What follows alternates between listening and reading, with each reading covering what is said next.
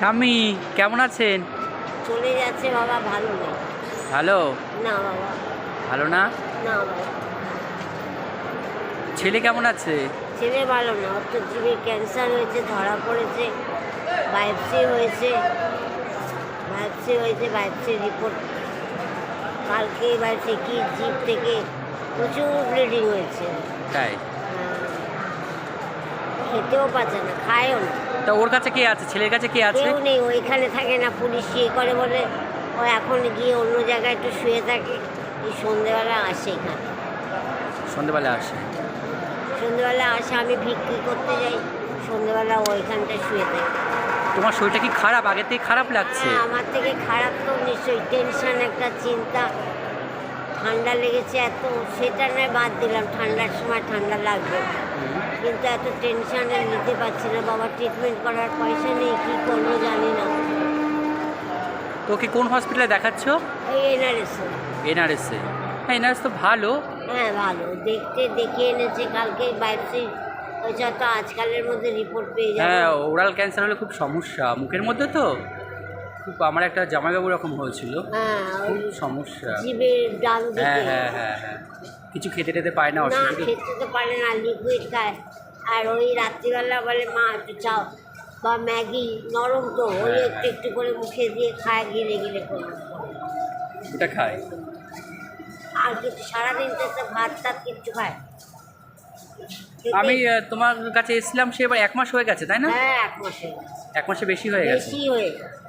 তারপরে আসবো, চারিদিকে যাচ্ছি তো সময় পাই। হ্যাঁ, তারপর মনে হলো, তোমাদের ঘুরতে হয়। হ্যাঁ, আমি এবার বললাম যে তোমার সঙ্গে দেখা করবো, এই জন্য তোমাকে খুঁজতে খুঁজতে এদিকে আসলাম। যে আর আমি তোমার ছেলেকে দেখেছি যে ওর খুব সমস্যা, আমরা ওখানে দেখে গেছিলাম একদিন। হ্যাঁ, আমরা একটা জায়গায় যাচ্ছিলাম, আমি আর আমার একটা বন্ধু। আমি আমার বন্ধুকে বলছিলাম যে দেখ, ওই ঠাম্মির ছেলেটা ওই যে বলছিল অসুস্থ, ওই ঠিক বসে আছে। তখন আবার আমি এবার বলছিলাম বন্ধুকে, বললাম ঠিক আছে একদিন আসবো, তাই ওই জন্য এসছি। তুমি যদি আরটু পরে আসতে, ওর সাথে দেখা। তাই? হ্যাঁ, আমি আবার অন্যদিন আসবো, ওর কাছে একদিন আসবো। তুমি আমার আসলে পরে ঠিক ওই 7টা, 7:15টার সময়। ঠিক আছে, আমি একদিনের মধ্যে আবার ওকে দেখবে এইখানটায় বসে থাকে। হ্যাঁ, আমি দেখেছি, একদিন দেখেছি তোমার পাশেই বসেছিল। আমি তখন বুঝতে পেরেছি যে তুমি ওইদিন সত্যি কথাই বলেছিলে যে তোমার ছেলে অসুস্থ। আমি সেটাই ভালো প্রমাণ। মিথ্যে কথা কেন হ্যাঁ বলবো? হ্যাঁ, সেটা আমি এটা বুঝতে পারলাম। আর রোগ নিয়ে তো কেউ মিথ্যা কথা বলে না। আর বিশেষ করে নিজের ছেলে মেয়ে বাচ্চার সম্বন্ধে। তুমি এইটার মধ্যে একটু বলো যে তোমার ছেলেকে কেউ হেল্প করলে তোমার সুবিধা হয় কি, সেটা একটু বলো। হ্যাঁ হ্যাঁ, আমার ছেলেকে বিশেষ করে সত্যি ভিক্ষে করে আর কি পাই বাবা, খাওয়ার পয়সাই জোটে না। এখানে Treatment বাথরুম করাটা- পায়খানার পয়সা লাগে, তারপরে ট্রিটমেন্ট হাসপাতালে। এবার তোমার সঙ্গে যোগাযোগ করতে গেলে মানুষ কোথায় আসবে সেটা একটু বলো। এখানে এই সেনকো গোল্ডের কাছে আসলেই আমাকে পাবে। মানে শিয়ালদা স্টেশনে, সেটা বলো। স্টেশনে এখানে আসলে তুমি আমাকে পাবে, আমি না থাকলেও। না না, আমার দর্শকরা যারা দেখবে তোমার ভিডিওটা, তারা যদি ইচ্ছা করে তোমার সঙ্গে সাহায্য করার জন্য, তো তাদের জন্য তোমাকে বলছি যে তারা যদি তোমার কাছে আসতে চায়, তারা আসতে চায়, তারা এই সেনকো গোল্ডের কাছেই আসবে, আমাকে পাবে। বা হ্যাঁ। আমি ভিক্ষে করতে গেলেও আমার ছেলেকে পেয়ে যাবে, পেয়ে আমি ওকে বলেও রাখবো। তা খেয়েছো? দুপুরে কিছু খেয়েছো? দুপুরে আজকে ওই পাউরুটি অন্য জায়গা থেকে ভাত দেয় একটা, আজ 2 দিন ধরে দিচ্ছে না, ওই পাউরুটি দিয়ে যায়। এরা সেই খ্রিস্টানের সংস্থা থেকে যেদিন যেরকম হয়। হ্যাঁ, এটা ঠিক, যেদিন যে দেবে সেদিন সেটাই হবে। হ্যাঁ, যেদিন কপালে থাকে পাই। আজকে পেয়েছি পাউরুটি। না, আজকে তুমি আমি 100 টাকা তোমাকে দিয়ে গেলাম, কিছু কিনে খেয়েও রাত্রে। হ্যাঁ, ছেলে আর তুমি। ছেলে খাবো আমি, সেটা তবু তুমি একটু সবাইকে ভিডিও করে জানিও। যদি আমার ছেলের ট্রিটমেন্টের জন্য কোনো, বিশেষ করে যদি ব্লাড কিনতে হয়, এই যে বায়োপসি করেছে, প্রচুর ব্লিডিং হয়েছে। আমি সবাই বলছে অপারেশন করলে ব্লিডিং। সবাই যদি তোমার পাশে একটু একটু এগিয়ে আসে, তাহলে তো তোমার এই কষ্টটা দূর হয়। খুব সাহায্য, খুব। তো সেটাই বলো তুমি দর্শকের, যে যারা জানি। হ্যাঁ, দয়া করে যদি সবাই এসে আমার ছেলেটাকে সাহায্য করে। আমার ছেলেটা, আমার এই একটাই ছেলে, সত্যি মার কাছে সন্তান কত কি বিরাট, খায় না, আমি ভাত খাই, ও খেতে পারে না, কত খুব খারাপ লাগে। খুব কষ্টের। ওরা বলে তুমি খাও, না খেলে তুমি চলবে কী করে? লোকের কাছে হাত পাতলে লোকে দেয় না। বুঝতে পেরেছি। 2-4 পয়সায় কী হয় বলো? একটা ট্রিটমেন্ট কি আর হয়? তাও মিথ্যে কথা বলবো, আশেপাশে যারা আছে। ওটা আমি এইটা রাখো, থ্যাংক ইউ। ছেলেকে দিও। হ্যাঁ ওই তো গায়ে দিয়েছো। হ্যাঁ, ওই জন্য নিয়ে এসছি, এই শালটা বাড়ি ছিল, নিয়ে এসছি। তুমি আমার পরিবারের এখন একজন, বুঝেছো? তুমি দর্শকদের কাছে জানিও, যদি আমার ছেলেটাকে সাহায্য করে, আমি কোথায় যোগাযোগ করবো তোমাদের সাথে? এই তো তারা তোমার কাছে যোগাযোগ করতে চলে আসবে বলে তোমাকে বলতে বললাম যে তোমাকে তারা কোথায় পাবে। এখানে সেটাই তোমাকে বলতে বললাম। সেনকো গোল্ডের কাছে আমার ছেলের নাম ডাক নাম বাবু, ঠিক আছে, ভালো নাম শান্তি। মানে তারা আমার সঙ্গে যোগাযোগ করবে, আমি তাদেরকে নিয়ে আসবো, হ্যাঁ, তাই আমার না? নাম শ্যামলী, তুমি তো জানো। জানি, হ্যাঁ। আর কি বলছো ভাই? তোমাকে আমি চেষ্টা করব, আমি ব্যাপারটা দেখছি, আমরা সবাই মিলে আলোচনা করে, হ্যাঁ, যদি কেউ করতে পারি। আপনারা শ্যামলী ঠাম্মির কাছ থেকে শুনেছেন এবং আপনারা জানেন ওনার ছেলের কিন্তু ওরাল ক্যান্সার হয়েছে। সেটা আমার আগের দিনেই উনি আমাকে বলেছিল যে ওনার ছেলে অসুস্থ, বাট আমি একদিন ভিডিও ছাড়া ওনাকে আমি দেখে গেছিলাম এবং সেদিন বুঝতে পেরেছিলাম যে ওনার শারীরিকভাবে খুবই অসুস্থ। তো সেই জন্য আমি আজকে আবার খোঁজ নিতে আসলাম এবং ঠাম্মির কাছে জানতে পারলাম যে ছেলেটার এরকম একটা রোগ হয়েছে। তো আপনারা বুঝতেই পারছেন এই সময় খাবার জোগাড় করাটা খুবই টাফ, মানে এত টাফ একটা মধ্যবিত্তের জন্য খুবই কঠিন। আর শ্যামলী ঠাম্মিকে তো আপনারা সবাই দেখেছেন, উনি বয়স হয়ে গেছে, ওনার হাঁটুতে সমস্যা আছে।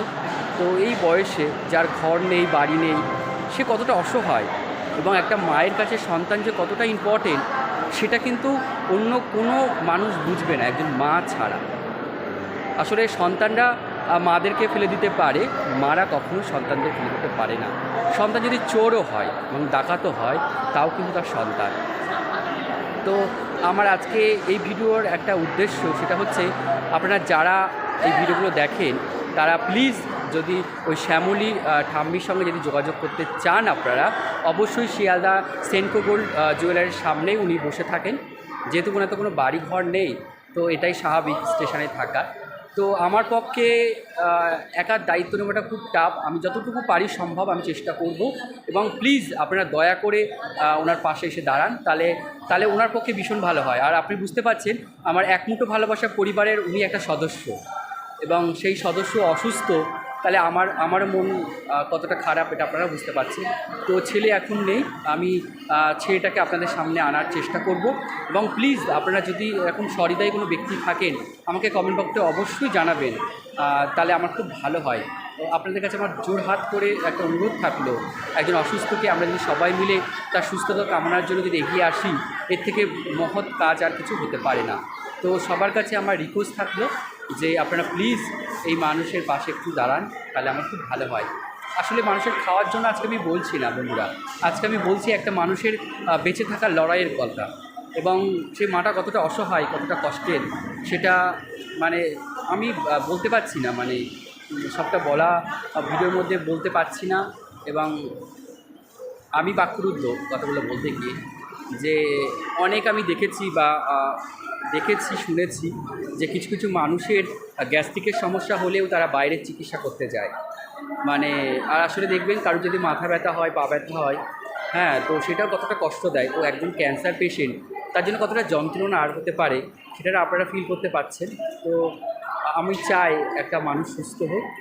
আসলে এই পৃথিবীতে কারোর কিছু না থাকলেও বেঁচে থাকার অধিকার সবার আছে। তো আমরা চাই যদি ওই ভাইটার পাশে এসে আমরা সবাই একটু দাঁড়াই, যদি তাকে নতুন একটা জীবন দিতে পারি আমরা সবাই মিলে, তাহলে আমার খুবই ভালো লাগবে এবং সেই মাটাও তারও খুব ভালো লাগবে। তো দয়া করে আপনারা আমার পাশে এসে দাঁড়ান। আমি নিশ্চয়ই শ্যামলী ঠাম্মির ছেলেকে আপনাদের সামনে নিয়ে আসবো। অবশ্যই আপনারা আমার পাশে এসে দাঁড়ান।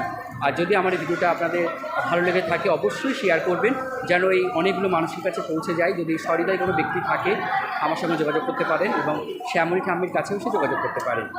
আর আমি চেষ্টা করছি যে শ্যামলী ঠাম্মির ছেলের জন্য কিছু একটা করার ব্যবস্থা যদি করতে পারি, যেহেতু হসপিটালে অনেক চিকিৎসার ব্যবস্থা হয়েছে সেক্ষেত্রে সেটাও দেখতে পারি। এবং আপনারা যদি আপনাদের কোনো পরামর্শ দেওয়ার থাকে অবশ্যই আমাকে কমেন্টে পরামর্শ দেবেন এবং সবাই ভালো থাকবেন, সুস্থ থাকবেন। এখানেই আজকে বিদায় নিলাম।